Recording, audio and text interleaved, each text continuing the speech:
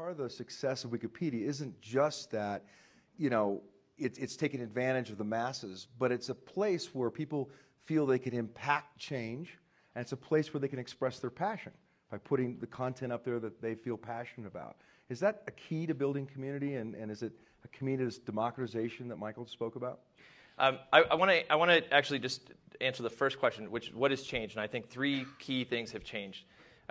First is the cost of storage. In the lifetime of the average Google engineer, and he or she was born in 1982, the cost of storage has come down 63,000 times. And so that now means that anyone can store anything. Without even having to really think of a business model around it, we can store high-definition video content. The entire Wikipedia can now be stored in your handheld. So storage costs have come to almost zero. The second change is the cost of delivery, bandwidth. Bandwidth costs have come down from even back in 1998, 99, when they're anywhere between $2,000 and $4,000 a megabit per second. They're between $5 and $10 a megabit per second now. Yeah, just to add a couple things to that. If you look at the music space, maybe 10 years ago, it was essential that you'd have to have a $500,000 music label deal. Now, with the same amount of money, now the same band with $2,000 can go out and buy a really cheap computer and some cheap software and make a really high-quality CD.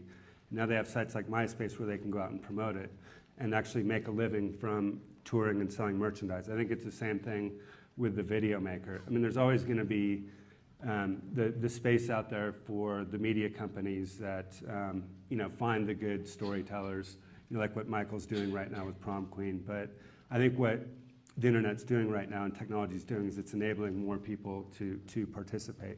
I was commenting, I was telling Michael and Chris before that my wife and I went to see a pre-viewing of that great American movie Borat before it actually came out, and it was a MySpace crowd, and somehow I fortunately got in, and watching the kids talk about MySpace and what they were trading and doing with each other and how MySpace was involved in the promotion of the movie made me realize that this is an enormous marketing tool for film and television. In the early days of television, a very cynical article was written in the days of 3 networks that people picked their programming by the least objectionable program.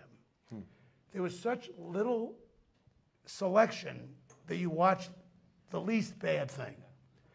That never really was true. That was true in the early days of the movie business before the Justice Department kind of broke up the cabal. But the movie business started to become not the least objectionable program. And now the movie business, by and large, is the best. Now the best could be something that just is the Transformers, or it could be, Shakespeare in Love. I don't think people are going to change. What we've changed is the distribution model.